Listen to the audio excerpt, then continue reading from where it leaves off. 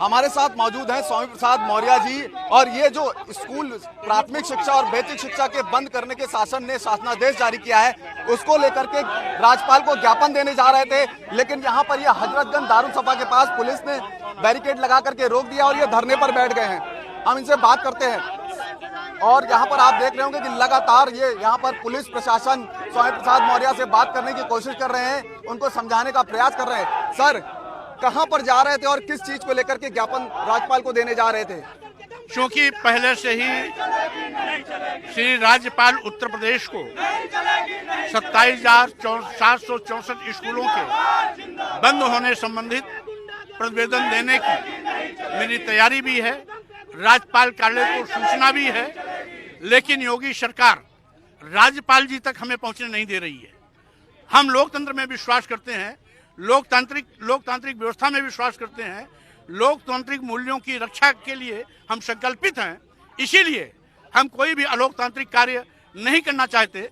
योगी सरकार अलोकतांत्रिक करे, उन्हें मुबारक, लेकिन हम लोकतंत्र में विश्वास करते हैं।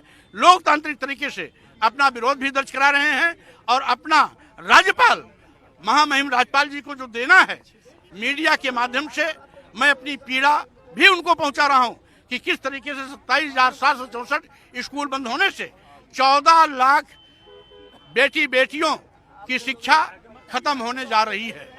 क्योंकि 6 से 14 साल के बच्चों को 4 किलो 5 किलो जाने में असुविधा होगी।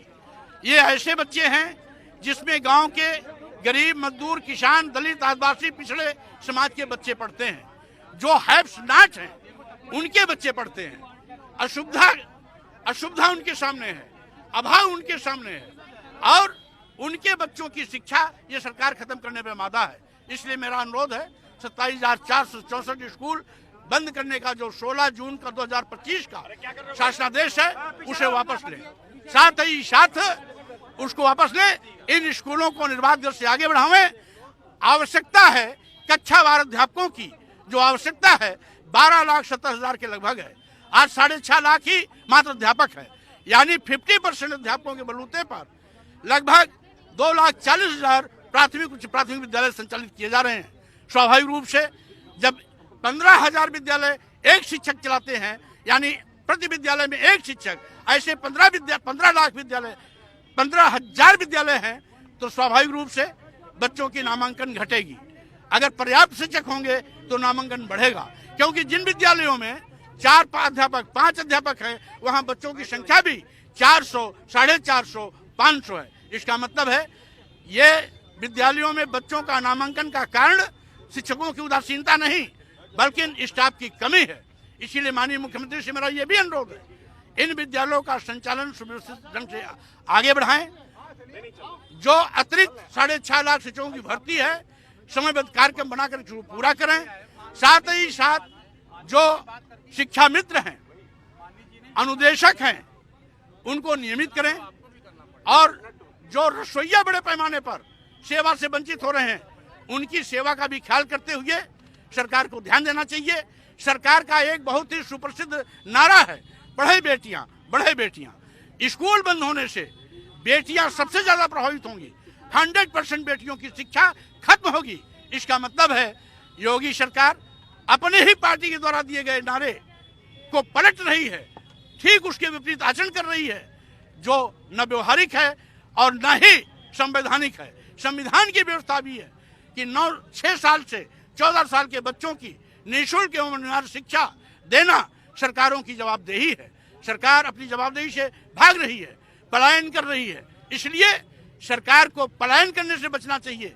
आज जब सरकार चट्टी चौराहे पर मंत्रालय तो खुलवा रही है, लेकिन विद्यालय बंद कर रही है, ये अंधेर नगरी है।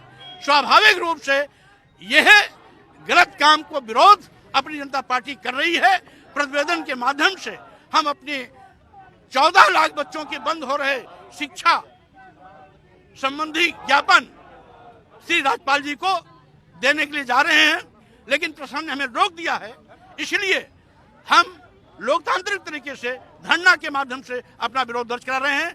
हमें जानकारी मिली है, कोई अधिकारी आए भी हैं जो प्रतिवेदन लेकर राज्यपाल जी तक पहुंचाएंगे। अपेक्षा करता हूं कि इस प्रतिवेदन को गंभीरता से लेते हुए राज्यपाल जी प्रभावी कार्रवाई करेंगे।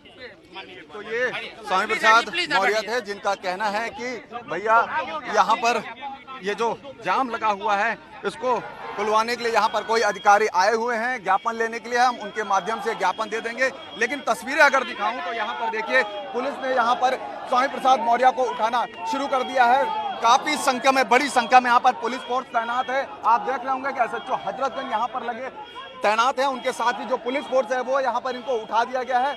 बड़ी संख्या में जो कार्यकर्ता हैं वो यहाँ पर नारेबाजी कर रहे हैं और इनका कहना है कि हम लोकतांत्रिक तरीके से राज्यपाल को ज्ञापन देने जा रहे थे लेकिन हमें यहाँ पर रोक दिया गया है। और कार्यकर्ता जो आगे देख रहे होंगे तस्वीरों में कि बढ़ रहे हैं और उनको यहाँ पर पुलिस ने बैरिकेड लगा करके रोक दिया है। तस्वीरों में आप देख सकते हैं। मैं आपको बताऊं, अगर मेरे पीछे की रोड जो ये सीधी रोड जो जाती है वो जीपीओ होते हैं राजभवन जाती है और राजभवन, और आपको बता दें और ये दारुल सफा, ये ठीक सामने जहां पर ये कार्यकर्ता खड़े हैं ये दारुल सफा का गेट नंबर 1 है और यहां से ये निकल करके पैदल मार्च करते हुए ये ज्ञापन देने जा रहे थे राज्यपाल को, लेकिन पुलिस ने यहाँ पर इनको बैरिकेड लगा करके रोक दिया है। अब यहाँ पर तीखी नोकझोंक हो रही है, यहाँ पर आप देख रहे होंगे तस्वीरों में।